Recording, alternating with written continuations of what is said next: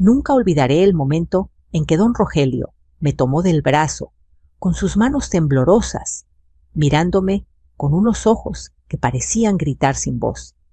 «Doña Teresa, tiene que sacar a los niños de la ciudad hoy mismo», susurró. En su otra mano sostenía una pequeña bolsa de plástico sellada que me entregó como si pesara toneladas. Dentro había algo que al principio no entendí, pero cuando lo vi con claridad, sentí el cuerpo entumecerse y la sangre volverse hielo. «¿Qué es esto?», alcancé a murmurar. Él solo respondió: «No pregunte, váyase». Y así comenzó el día que cambió para siempre el destino de mi familia. Esa mañana había salido con una lista de encargos escrita con mi letra temblorosa: harina, arroz, los uniformes de los niños y el abrigo de Elena, mi nuera. «Suegra, ¿puede pasar a la tintorería por mi abrigo gris? Lo necesito para la reunión de mañana». Me lo pidió con su sonrisa apurada de siempre, mientras apretaba su celular contra la oreja. Yo solo asentí. Era lo que hacía casi todos los días, ayudar donde podía cuidar a mis nietos y mantener la casa andando, mientras mi hijo Julián trabajaba largas horas en el taller mecánico. La tintorería de don Rogelio quedaba a 3 cuadras del mercado, un local pequeño con olor a vapor y jabón. Lo conocía desde hacía más de 30 años. Había visto cómo su cabello pasaba del negro brillante al blanco casi traslúcido. Siempre amable, siempre correcto. Esa mañana, sin embargo, algo en su semblante me inquietó. «Buenos días, don Rogelio», saludé dejando el comprobante sobre el mostrador. Él la tomó con lentitud, como si sus dedos dudaran en moverse. «Ah, el abrigo gris. ¿Verdad, doña Teresa?», dijo con voz quebrada. «Así es, de mi nuera». Asintió y desapareció detrás de la cortina que separaba el área de lavado. Mientras esperaba, miré el reloj. Las 11:45. Tenía que regresar pronto. Los niños salían del colegio a la 1:30. El calor de la secadora llenaba el aire. A través de la cortina vi la silueta de don Rogelio detenerse como si hubiera recordado algo. Cuando regresó, traía el abrigo colgado del brazo envuelto en plástico. Pero en lugar de entregármelo, se inclinó un poco hacia mí. «¿Podemos hablar un momento, doña Teresa?», preguntó en voz baja. «¿Ocurre algo con el abrigo?», pregunté confundida. Él miró alrededor. Solo había una joven limpiando vidrios afuera. Entonces me tomó del antebrazo. «Venga conmigo, por favor», susurró. Lo seguí detrás de la cortina, un espacio estrecho, lleno de canastas y perchas metálicas. Su respiración se oía agitada. Metió la mano en el bolsillo de su delantal y sacó una pequeña bolsa de plástico. Dentro, doblado en 4, había un papel arrugado y algo que parecía una tarjeta de memoria. «Esto lo encontré en el bolsillo interno del abrigo», dijo. Y pregunté, intentando mantener la calma. «Mire usted misma». Desdoblé el papel con cuidado. Era una fotografía impresa. En ella aparecían mis nietos, Sofía y Mateo, jugando frente a la casa. Tenían los rostros rodeados por círculos rojos marcados con marcador grueso. Junto a la foto había una palabra escrita a mano: entrega 1803. Sentí que las piernas me fallaban. «¿Qué significa esto?», pregunté con un hilo de voz. Don Rogelio negó con la cabeza. «No lo sé, doña Teresa, pero eso no es algo bueno». Le juro que no quise meterme, pero cuando vi a los niños... Dios mío, yo tengo nietos también. Y la tarjeta no la abrí. Pero mejor no lo haga aquí. Si me permite un consejo, salga de la ciudad. Hoy. Mi mente se nubló. Quise creer que era un error, una coincidencia. Mi nuera era reservada, sí, pero jamás haría daño a sus propios hijos. Elena podía ser distante, pero los quería. ¿Verdad? ¿Estás seguro de que esto estaba en su abrigo?, insistí. Él asintió con firmeza. Yo mismo lo saqué del bolsillo interno donde estaba cosido el forro. No puede haber caído ahí por accidente. Tomé la bolsa con las manos temblorosas. El plástico crujió como si gritara entre mis dedos. Don Rogelio, balbuceé. Él me miró con tristeza. Conozco a su familia desde hace años. No quiero alarmarla, pero he escuchado historias. Esas marcas suelen usarlas ciertas redes para identificar objetivos. No sé más, pero no se quede a comprobarlo. Su voz temblaba. Quise decir algo, pero la garganta se me cerró. Guardé la bolsa en mi bolso y tomé el abrigo. Afuera, el sol de marzo caía a plomo, pero yo sentía frío. Caminé a paso rápido, mirando a los lados paranoica. En cada rostro creía ver sospecha. Llegué a casa poco antes de la 1. Sofía y Mateo jugaban con sus muñecos en el piso de la sala. «Abuela, ¿trajiste galletas?», preguntó Sofía. Asentí sin pensar. Dejé el abrigo sobre el sillón y fui directo a mi habitación. Cerré la puerta y con manos torpes encendí mi viejo celular. Inserté la tarjeta de memoria. Lo que apareció en la pantalla me arrancó el aire. Carpetas con nombres, fotografías de niños desconocidos y documentos con códigos, números de cuentas y nombres de ciudades: Monterrey, Tijuana, Ciudad Juárez. Entre ellos un archivo de texto con una lista. En la segunda línea, bajo el encabezado «Entrega siguiente», estaban los nombres de mis nietos: Mateo Ríos, 6 años, y Sofía Ríos, 8 años. Sentí un grito atrapado en la garganta. Cerré el teléfono de golpe, como si pudiera borrar lo que había visto. No puede ser, repetía. El corazón me martillaba. De repente todo encajaba: las ausencias de Elena, sus reuniones constantes, las llamadas que atendía a escondidas, y esa frialdad que había invadido la casa desde hacía meses. No podía quedarme quieta. Tomé aire y salí a la sala, intentando sonreír. «¿Dónde está su mamá?», pregunté. «Salió temprano», respondió Mateo, sin levantar la vista de su juguete. «¿Y su papá?». «En el taller», dijo Sofía. Miré el reloj. A esa hora Julián siempre estaba hasta tarde arreglando motores. No podía decirle nada por teléfono, no sin pruebas, no sin saber quién más podía estar escuchando. Recordé las palabras de don Rogelio: «No le diga a nadie, ni siquiera a su hijo». Esa tarde, mientras fingía preparar la comida, mi mente corría. ¿Qué hacía una abuela común contra algo tan grande? ¿Cómo protegerlo sin parecer loca? Cada vez que veía sus rostros, recordaba los círculos rojos. No podía esperar. Debía actuar esa misma noche. Antes de anochecer, marqué el número de mi amiga Antonia, una mujer viuda que vivía en Mazatlán. «Tona, necesito pedirte un favor enorme», dije con voz entrecortada. «¿Qué pasa, Tere? Suenas mal. Podemos quedarnos unos días contigo, yo y los niños. Es urgente». «Por supuesto». «¿Cuándo llegan? ¿Mañana temprano?» «Si todo sale bien». Colgué. Me quedé un momento mirando por la ventana. El cielo se teñía de naranja. En algún lugar un perro ladraba. Afuera la vida seguía, pero dentro de mí algo se había roto. Abrí un pequeño maletín y empecé a empacar ropa para los niños. No sabía a dónde iba, solo que tenía que salir antes de que alguien descubriera que yo también había visto esa foto.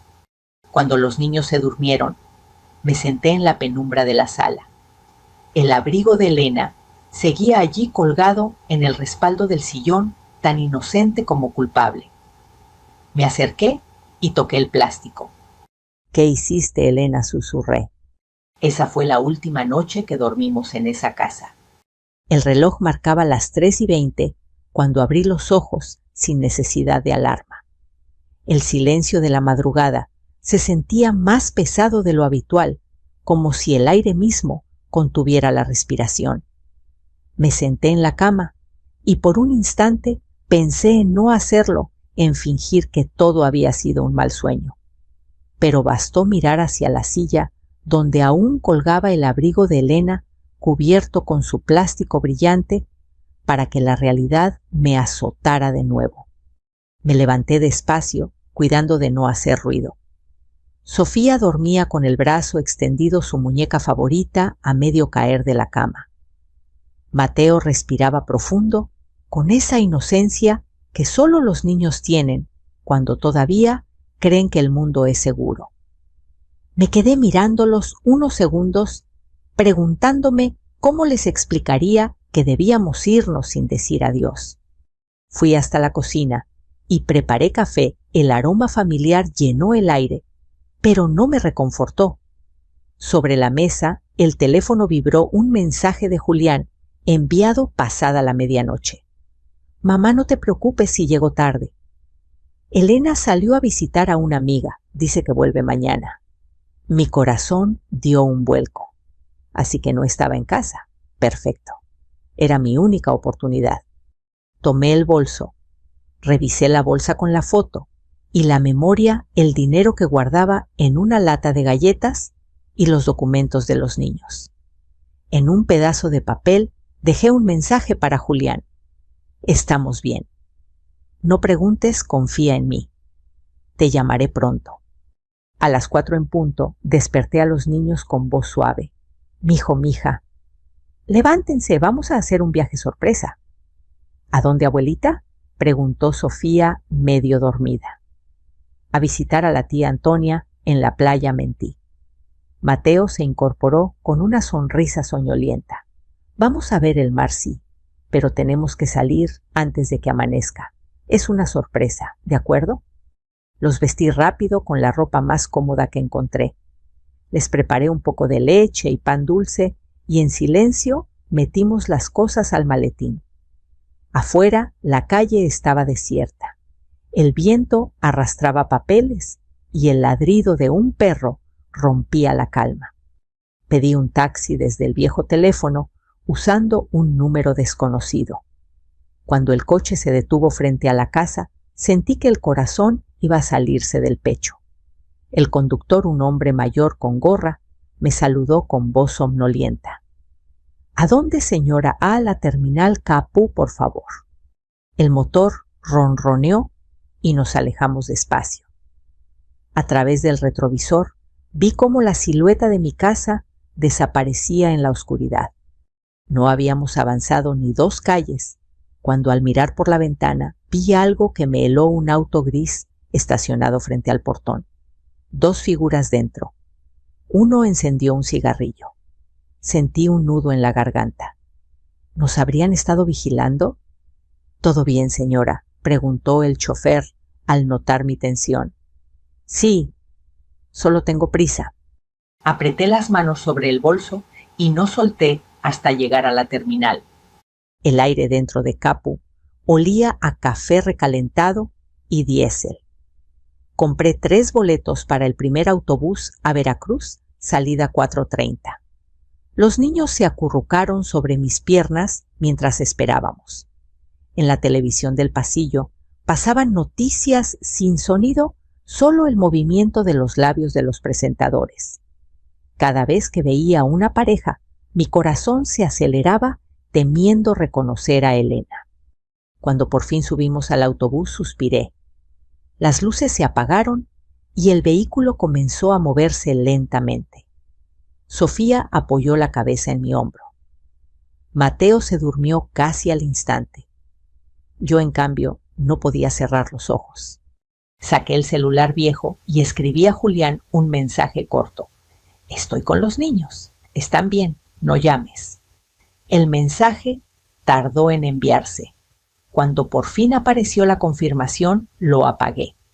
Durante el trayecto, el paisaje cambiaba de los cerros oscuros a las primeras luces del amanecer sobre la carretera. El conductor tarareaba una canción de los 80, mientras algunos pasajeros dormían. Yo solo pensaba en Elena. ¿En qué clase de oscuridad debía haber caído para guardar algo así? ¿Era posible que estuviera involucrada o alguien la estaba usando sin que lo supiera?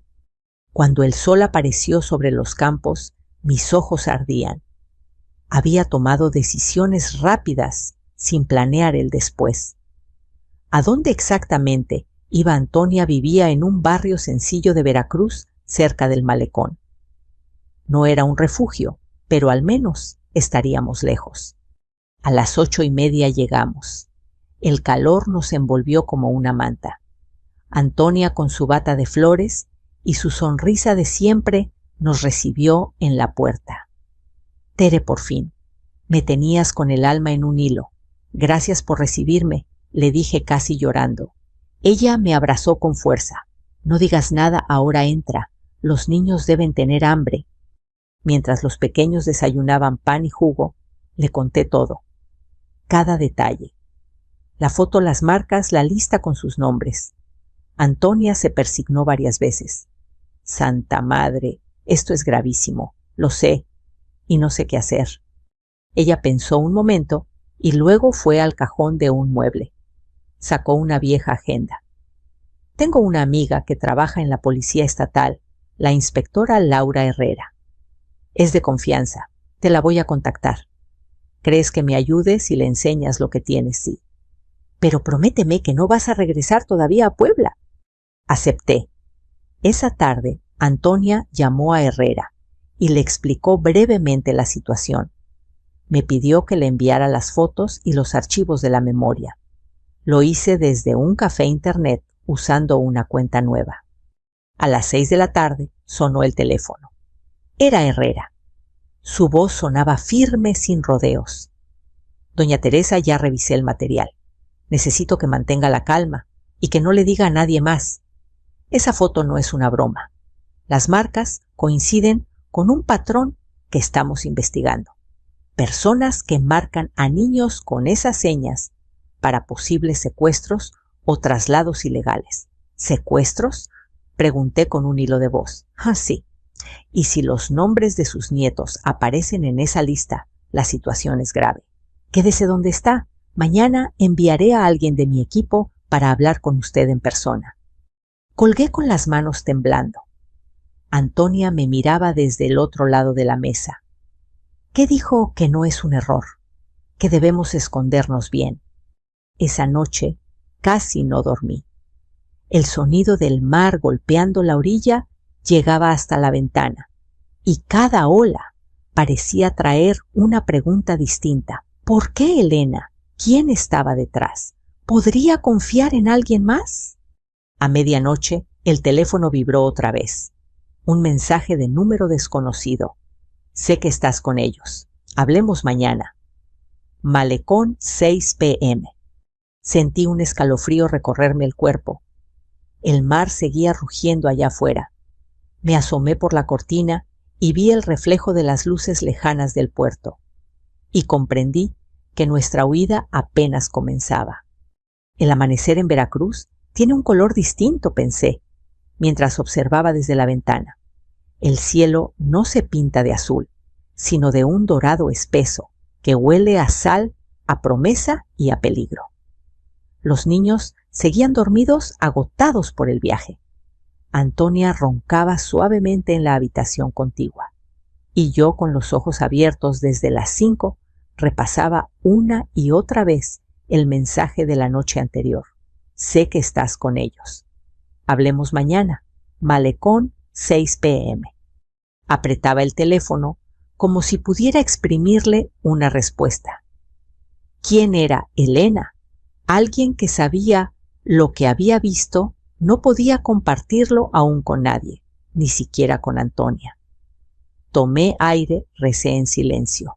Dios mío, dame cabeza fría y corazón firme. Pasé la mañana como pude. Los niños comieron pan dulce con leche y jugaron en el patio con una pelota vieja que Antonia tenía guardada. Les sonreía, pero por dentro temblaba. Cada vez que el teléfono vibraba, sentía un salto en el pecho. A las 2 de la tarde me llamó la inspectora Herrera.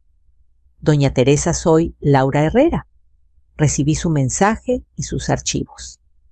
Estoy en Veracruz desde anoche. No le avisé antes para no comprometerla. Gracias, inspectora. No sabe cuánto se lo agradezco. Necesito que me escuche con atención. El material que me envió confirma una conexión con una red que operaba entre Puebla y la Ciudad de México. Su nuera Elena podría estar relacionada con uno de los nombres que ya teníamos bajo vigilancia, un tal Esteban Salcedo. Ese nombre sí lo he escuchado. Trabaja con ella en su empresa. Exacto. Y lo peor, señora, es que él fue identificado en una investigación previa por trata de menores. No hay pruebas sólidas, pero ahora, con lo que usted encontró, la cosa cambia. El mundo me giró. Sentí un mareo. ¿Está segura?, pregunté. No completamente, pero sí lo suficiente para pedirle que no se acerque al malecón esta tarde. Ese mensaje podría ser una trampa. Pero tal vez quiera hablar, darme explicaciones. No, señora. Si fuera alguien que quiere ayudarla, no la citaría de noche y en un lugar público sin identificarse. Guardé silencio. Las palabras de Herrera tenían sentido, pero algo dentro de mí insistía en que debía ir. Tal vez Elena estaba intentando comunicarse. Tal vez había una parte de ella que quería proteger a sus hijos. Por favor, confíe en mí, continuó Herrera. Permítame acompañarla, pero a distancia. Si decide ir, estaré observando. No actúe sola. Está bien, cedí al fin. Iré, pero con precaución. Colgamos. El resto de la tarde fue una espera interminable. Antonia notó mi inquietud. Tere, no me digas que vas a ir a esa cita. Tengo que saber quién me busca Tona. No puedo vivir huyendo sin entender por qué. Ella negó con la cabeza. Entonces no vayas sola. No lo haré. A las 6:45 dejé a los niños con ella. Les di un beso en la frente. Sofía me abrazó y preguntó: «¿Vas a tardar mucho, abuela?» «No, mi amor, solo un ratito». El malecón olía a humedad y fritanga. Las luces comenzaban a encenderse. Las gaviotas planeaban sobre los barcos que regresaban al puerto. Me senté en una banca cerca de la estatua del pescador, el corazón latiendo con fuerza. Miraba cada rostro que pasaba. Gente con helados parejas, tomándose fotos, niños corriendo. Todo parecía normal, pero mi cuerpo estaba en alerta. De pronto un hombre con gorra se sentó en la banca de enfrente. No levantó la vista, pero pude notar que me observaba de reojo. Sacó el teléfono, marcó algo y luego se levantó. Caminó despacio hacia los muelles. Lo seguí con la mirada. El teléfono vibró otra vez. Camina hacia el faro. Estoy aquí. Tragué saliva. Me levanté y empecé a caminar intentando parecer tranquila. Cada paso resonaba en mi cabeza como un tambor. A pocos metros del faro, una mujer de cabello oscuro con gafas de sol se acercó. Su voz me heló. «No debía venir, Teresa». La reconocí. «Elena». Se quitó las gafas. Tenía la cara ojerosa, la piel pálida. «Escúchame. No digas nada. No hay tiempo. ¿Qué es todo esto? ¿Qué significa la foto, la lista?»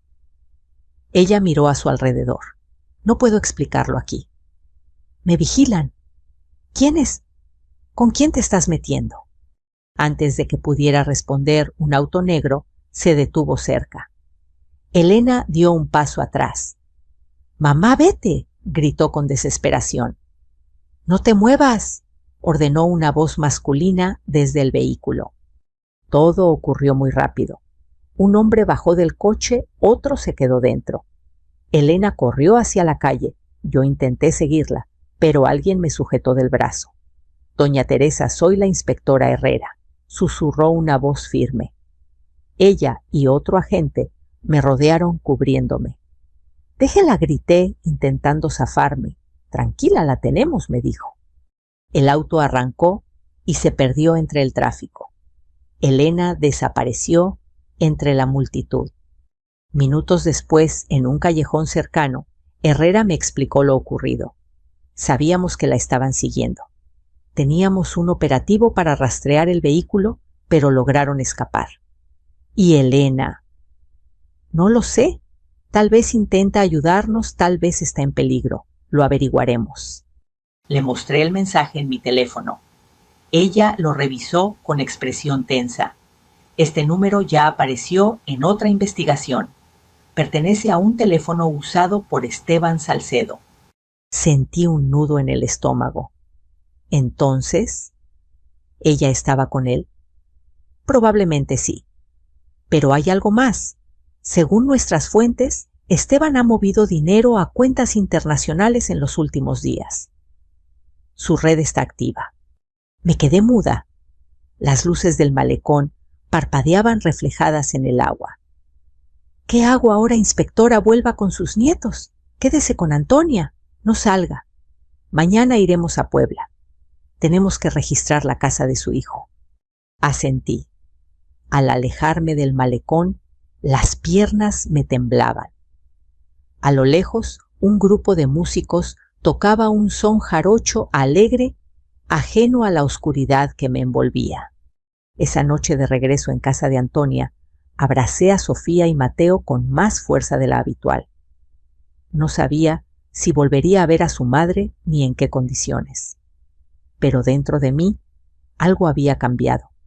Ya no era solo miedo, era rabia y una determinación feroz de descubrir la verdad cueste lo que cueste. Antes de dormir, revisé mi teléfono una vez más. Otro mensaje había llegado esta vez sin remitente visible.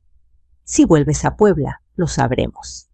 Cerré los ojos con el corazón latiendo tan fuerte que podía oírlo en mis oídos.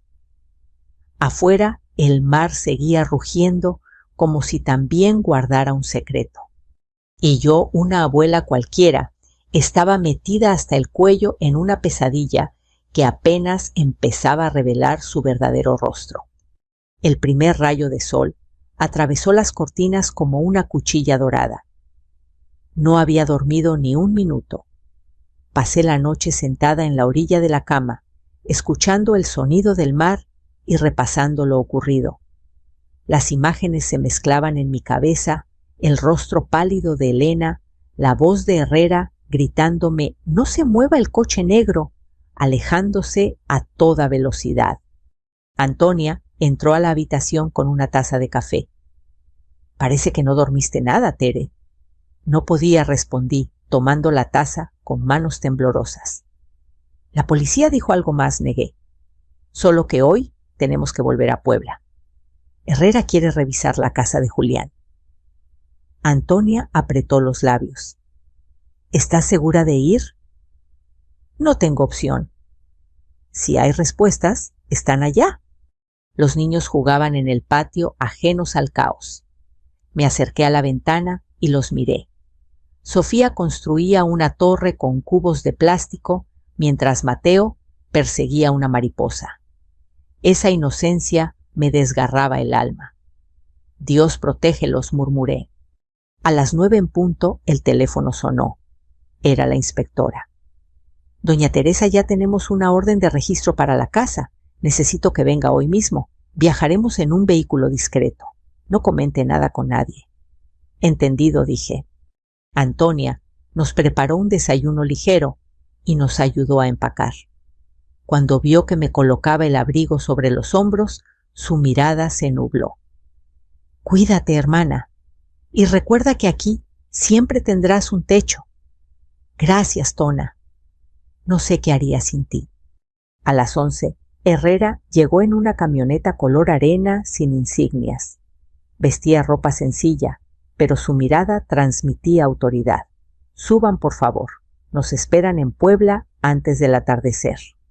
El camino fue largo y tenso. Los niños dormían acurrucados uno contra otro. Herrera conducía en silencio concentrada. A ratos hablábamos de cosas triviales, como si temiera que el aire se volviera demasiado denso. «¿Sabe algo más de Elena?», pregunté al fin. Nada concreto, pero el número del mensaje está activo en la capital. Tenemos a alguien rastreándolo. Ella me gritó que huyera. No creo que quiera hacernos daño. Tal vez no, pero está envuelta en algo peligroso.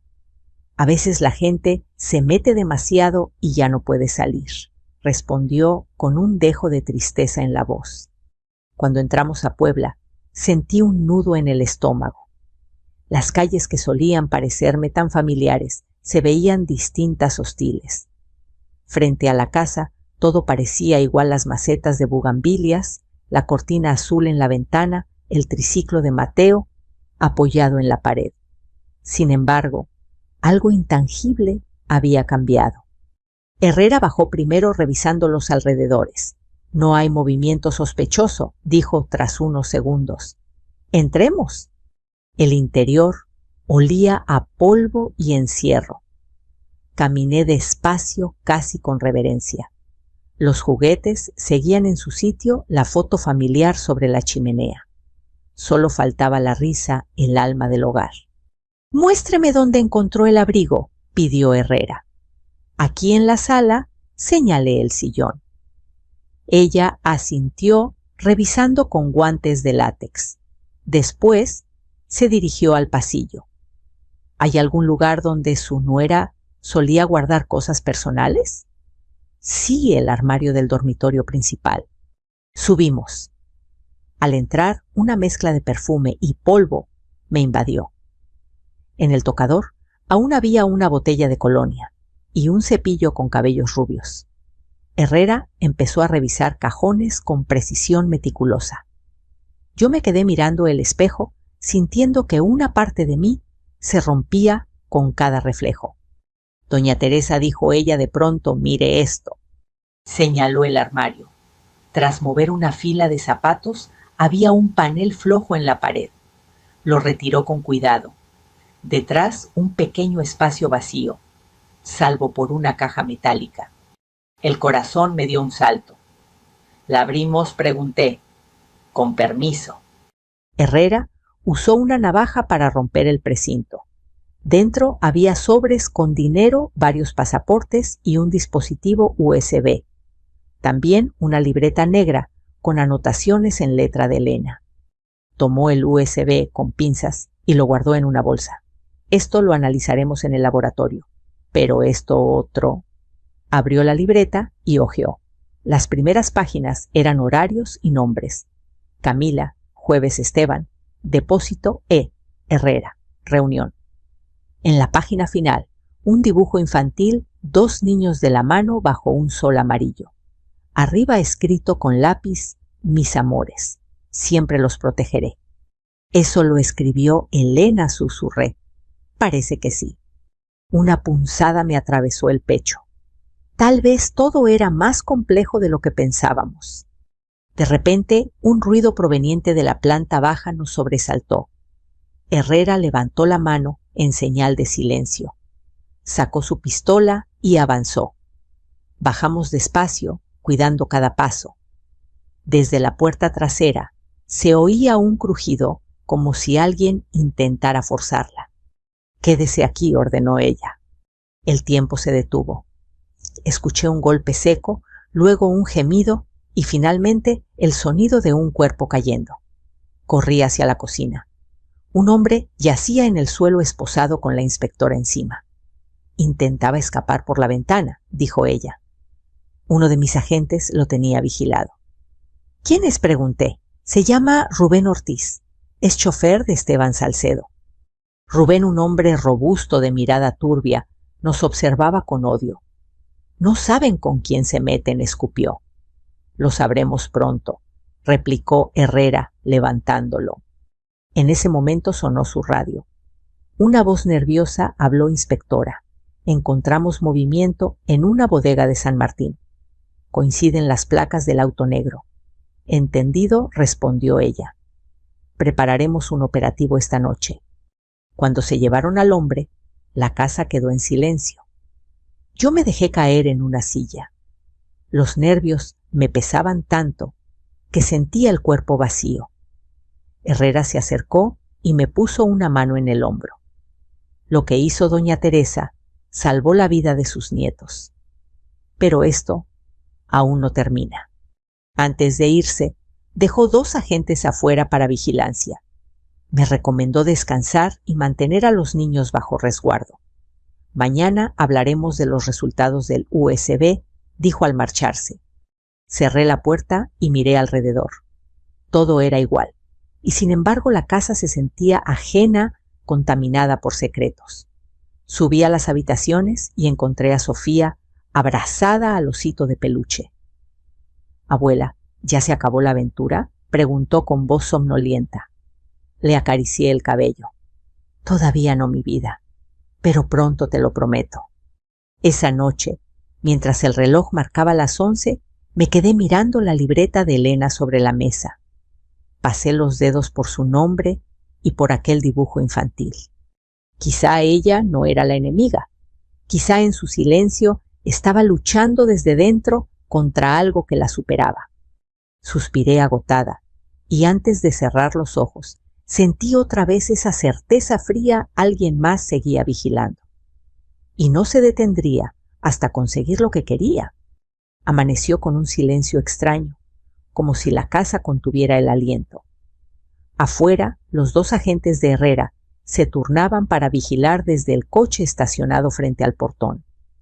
El cielo estaba cubierto de un gris pesado y en el aire flotaba ese olor metálico que anuncia la lluvia. Me preparé un café, pero no logré tomar más que un sorbo. Las manos me temblaban. En la mesa seguía la libreta de Elena abierta justo en la página del dibujo. Cada trazo parecía una súplica, una confesión muda. Mis amores, siempre los protegeré. ¿De quién? ¿De Esteban? ¿De algo peor? Los niños aún dormían. Sus respiraciones suaves eran mi único ancla a la calma. A las 9, Herrera regresó. Entró con paso decidido, acompañada por un joven agente cargando una laptop. «Traemos los resultados del USB», dijo sin rodeos. «Hay información comprometida, doña Teresa, mucha». Nos sentamos en la sala. El agente conectó la memoria y abrió varios archivos.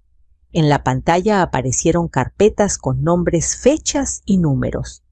Luego un documento con listas detalladas, transferencias bancarias, códigos y una palabra que se repetía una y otra vez: Proyecto Infante. «¿Qué significa eso?», pregunté. Herrera frunció el ceño. «Creemos que es una red de tráfico de menores disfrazada de fundación. Elena y Esteban trabajaban en una empresa de logística que servía como pantalla. Los documentos muestran rutas, pagos y entregas». El estómago se me encogió. ¿Y mis nietos? ¿Por qué sus nombres estaban ahí? Eso es lo que estamos tratando de entender. ¿Puede ser un error? ¿O tal vez alguien planeaba usar a su familia como cobertura? La cabeza me daba vueltas. Sentía el corazón golpearme el pecho como si quisiera huir. «No puedo creer que Elena», dije en voz baja. «No la juzgue todavía», respondió Herrera. «Mire esto». Abrió otro archivo, un video corto grabado con un celular. La imagen era borrosa, pero la voz... Reconocí esa voz al instante. Era Elena. «No puedo más», decía entre susurros. «Si me pasa algo, busquen la pared detrás del closet. Ahí está todo». Mi respiración se detuvo. «Pero si ya revisamos el closet», Herrera levantó la mano. «Sí, pero tal vez hay algo más. Vamos a verlo». Subimos juntas. El armario seguía abierto desde el día anterior. Ella tocó la pared palpando el yeso. Golpeó suavemente con los nudillos. Un sonido hueco respondió. «Aquí hay un doble muro», murmuró. El agente trajo herramientas y empezó a retirar cuidadosamente una parte del panel. El polvo se levantó en el aire y entonces allí estaba una pequeña caja de metal empotrada entre los ladrillos. Herrera la abrió. Dentro había sobres una memoria más pequeña y un teléfono viejo con la pantalla rota pero encendida. Parece que lo dejó cargando, conectado al sistema de luz, observó la inspectora. El agente copió los archivos. Herrera revisó uno de los mensajes. Mire esto, doña Teresa. Elena le escribía a alguien llamado LH. Leyó en voz alta, tengo pruebas. Si algo me pasa, dáselas a Teresa. Ella sabrá protegerlos. Mi nombre. Había escrito mi nombre. Me llevé las manos a la boca. Las lágrimas me nublaron la vista. Ella estaba tratando de ayudarnos, dije apenas audible. Herrera asintió. Sí. Lo más probable es que descubriera la red desde dentro y empezara a recolectar evidencia. Pero cuando Esteban lo notó todo, se volvió peligroso. El agente, con gesto serio, añadió, los datos que estamos viendo aquí podrían servir para detener a mucha gente poderosa, inspectora. Lo sé, pero tenemos que proceder con cuidado. En ese momento, un ruido afuera interrumpió la conversación. Un golpe seco contra la reja. Los agentes que vigilaban respondieron al instante. Bájense, gritó uno, y segundos después se escucharon disparos. El pánico me paralizó. Herrera me empujó al suelo. A la cocina ahora. Cubra a los niños. Corrí como pude. Sofía y Mateo bajaban las escaleras asustados por el ruido. Los abracé, cubriéndolos con mi cuerpo detrás del mueble. Los vidrios de una ventana se rompieron con estrépito. El sonido de los disparos retumbaba en los oídos mezclado con gritos y órdenes. Luego, silencio. Un silencio espeso, insoportable. Señora, la voz de Herrera resonó desde la sala. Está bien, ya pasó. Salí temblando. En la calle, una camioneta negra se alejaba a toda velocidad, perseguida por los agentes. Uno de los hombres de Herrera yacía herido pero consciente. ¿Quiénes eran?, pregunté. Seguramente hombres de Esteban, dijo ella furiosa. Saben que estamos cerca. Tomó el teléfono de Elena con cuidado. Esto cambia todo. Si ella sigue viva, podría ser nuestra testigo clave. El resto del día transcurrió en un torbellino. La policía acordonó la casa. Peritos fotógrafos, agentes entrando y saliendo. Yo observaba desde un rincón, abrazando a los niños, sintiéndome pequeña ante tanto caos. Al caer la noche, Herrera regresó a hablar conmigo. Doña Teresa, necesitamos trasladarla a un lugar seguro. ¿Y Elena? ¿La buscarán, sí? Ahora tenemos su rastro. El teléfono muestra coordenadas recientes cerca de Cholula. Vamos a seguir esa pista. Asentí sin decir palabra. Ella me miró con algo parecido a compasión. Usted ha sido valiente. No muchas personas tendrían su entereza. Esa noche nos llevaron a un pequeño albergue policial lejos del centro. Era una casa común con cortinas azules y un olor tenue a lavanda. Los niños se durmieron enseguida agotados. Yo me quedé mirando por la ventana, viendo cómo caía la lluvia sobre el asfalto. Pensé en Elena, en su voz grabada en su miedo, y comprendí algo que me golpeó el alma. Tal vez nunca había sido enemiga, sino mártir de una verdad demasiado grande. Saqué la libreta y leí de nuevo su última frase. Mis amores. Siempre los protegeré. Entonces, supe que si quería honrarla, tenía que seguir adelante aunque me partiera el corazón. La tormenta arreciaba afuera y el trueno iluminó la habitación. Por un segundo vi mi reflejo en el cristal, una mujer mayor cansada con los ojos llenos de fuego. Ya no era la misma abuela temerosa de hace unos días. Era alguien dispuesta a enfrentar lo que viniera, aunque fuera el mismísimo infierno. El amanecer llegó envuelto en neblina, esa que se pega a la piel y no te suelta. En el albergue los niños aún dormían, y la respiración de Mateo era tan profunda que me recordó a cuando era bebé. Sofía se movía entre sueños, murmurando el nombre de su madre. Me acerqué y le acaricié el cabello. Ya pronto mi vida le susurré, aunque ni yo sabía si era verdad. La inspectora Herrera llegó poco después con el rostro más tenso que nunca. «Doña Teresa, tenemos novedades», dijo apenas entrando. Encontramos el vehículo de Esteban en una bodega abandonada en Cholula. Dentro había documentos, dinero y rastros de sangre. Sentí un escalofrío. Sangre de quien aún no lo sabemos. Pero hay algo más. Uno de los teléfonos intervenidos emitió una señal anoche desde el centro de Puebla, cerca del Zócalo. Creemos que planean reunirse ahí.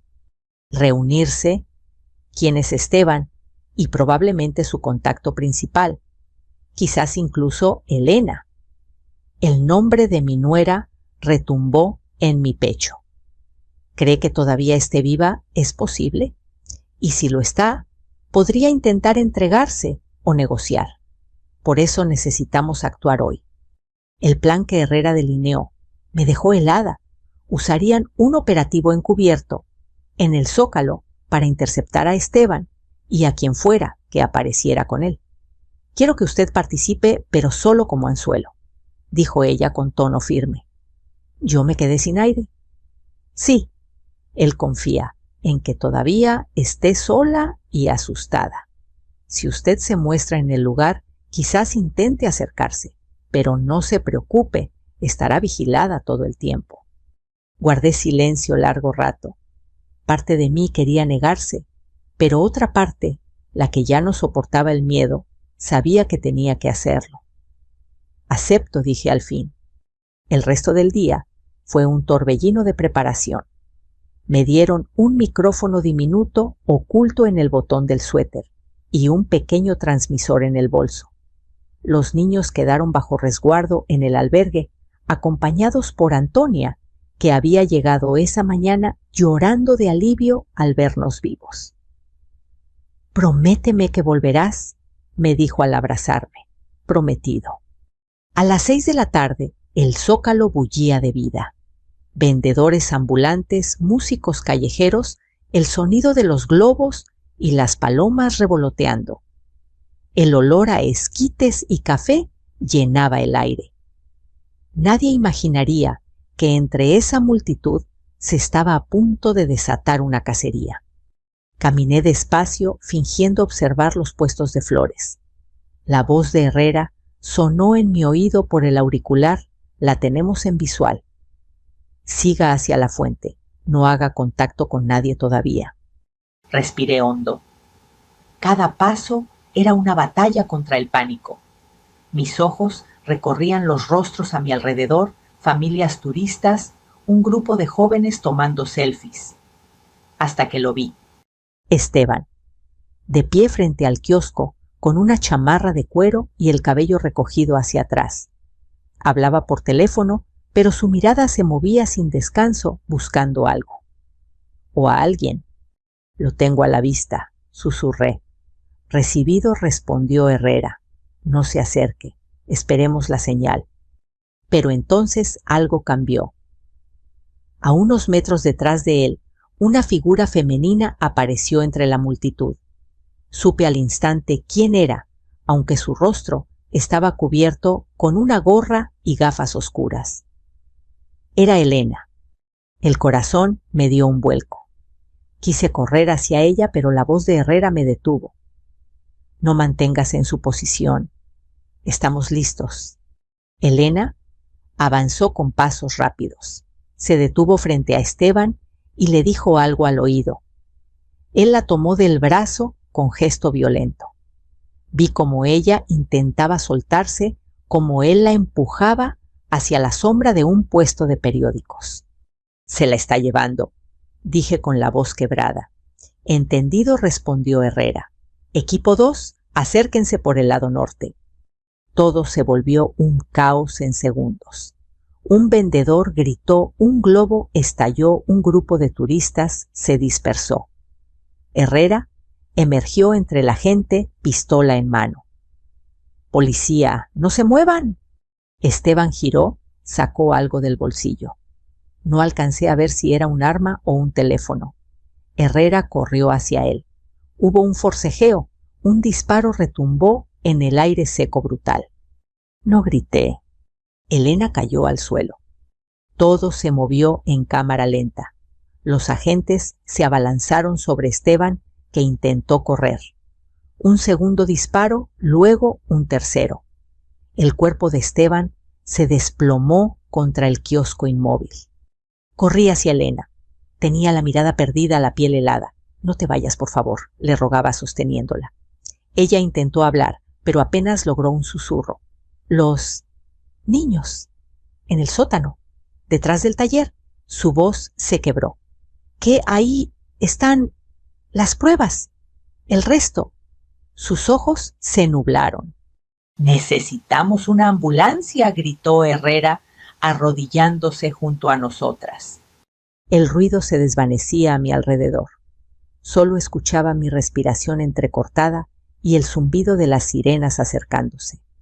Minutos después, Elena fue trasladada en camilla, aún con vida pero muy débil.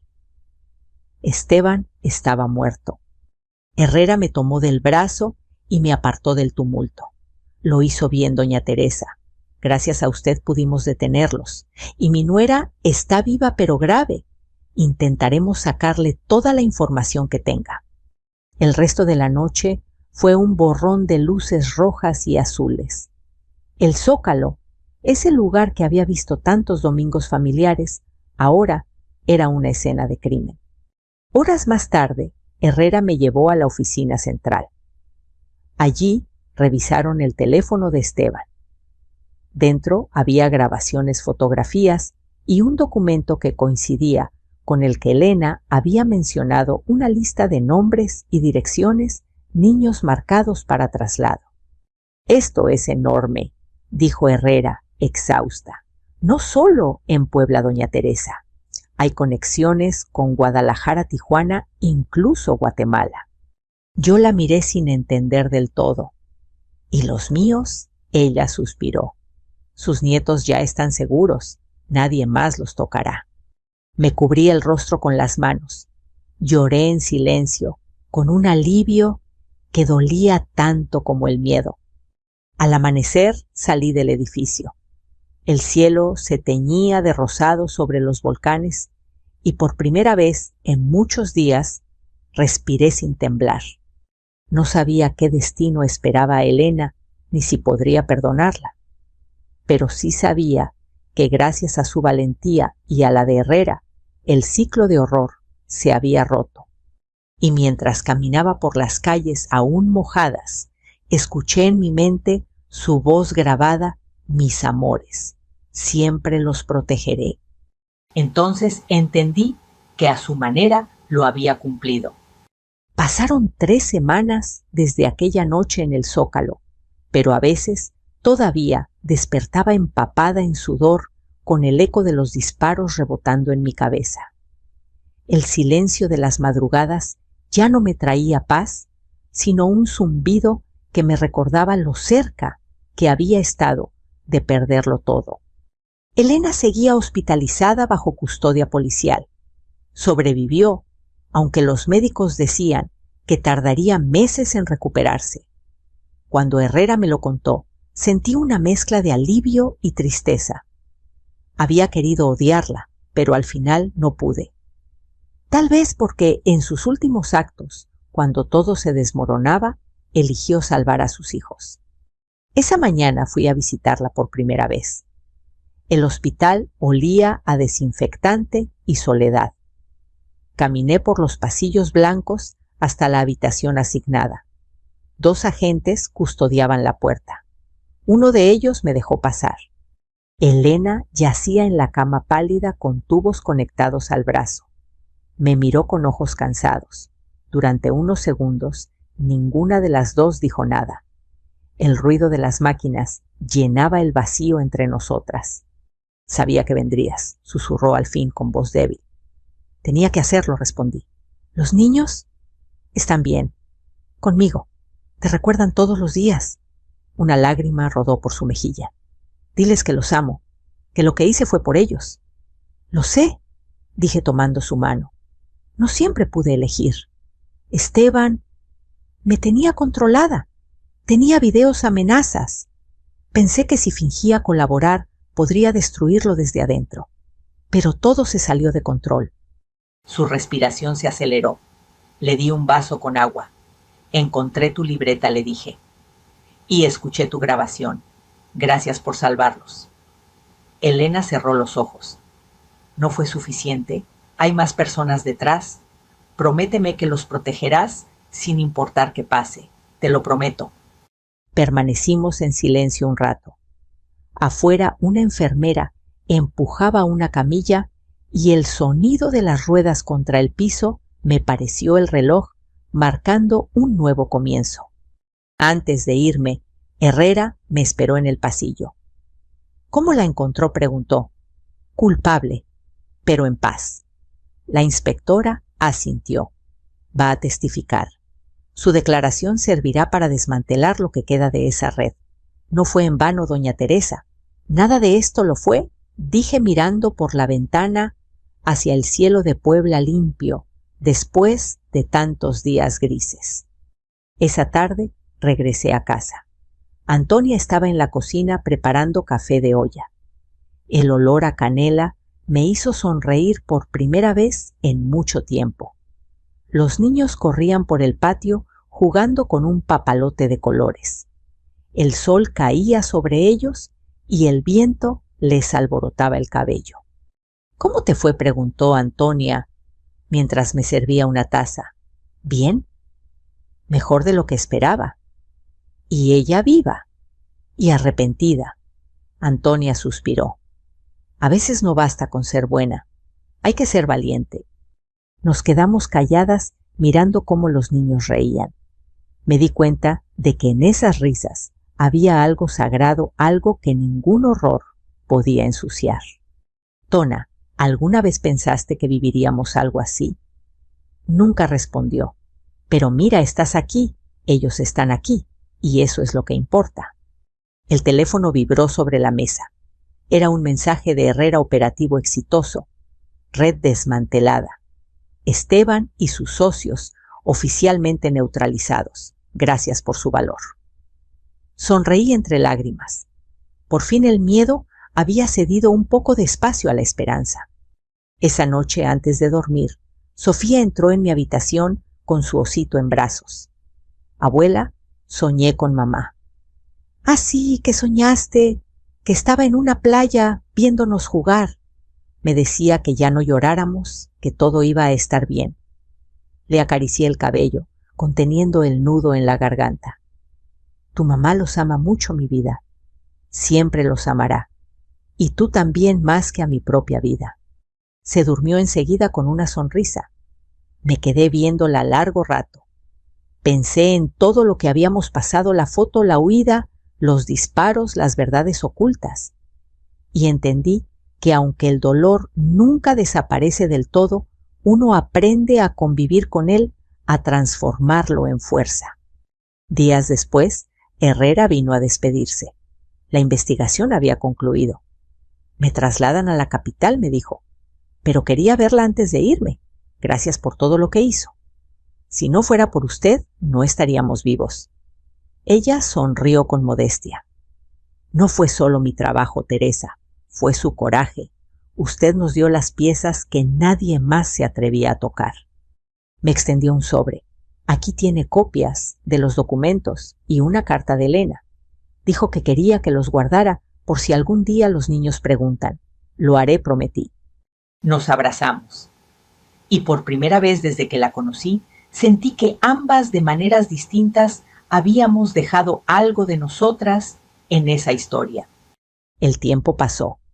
Los noticieros hablaron de las detenciones de la caída de una red internacional. El nombre de Elena nunca apareció, protegida por un acuerdo judicial. Yo tampoco di entrevistas. Solo quería recuperar la calma. Un domingo cualquiera salimos al parque. Sofía volaba su papalote. Mateo intentaba atraparlo y Antonia reía al vernos. Me senté en una banca con el sol sobre el rostro. Cerré los ojos y respiré profundo. El aire olía a jacarandas y pan recién hecho. Por un instante escuché una voz en mi mente suave maternal. Mis amores. Siempre los protegeré. Sonreí. No sabía si era mi imaginación o si de verdad Elena, donde quiera que estuviera, nos seguía cuidando. Pero decidí creer que sí. Levanté la vista al cielo y el papalote de Sofía subía cada vez más alto como si quisiera tocar las nubes. Y pensé que después de todo, la vida seguía. Con cicatrices sí, pero también con un brillo nuevo, con el valor de quienes se atreven a seguir amando incluso después del miedo. Si esta historia te tocó el corazón, quiero invitarte a seguir escuchando. Dime en los comentarios desde dónde me acompañas y si alguna vez sentiste ese impulso de proteger lo que más amas. Tu voz también puede inspirar a otros.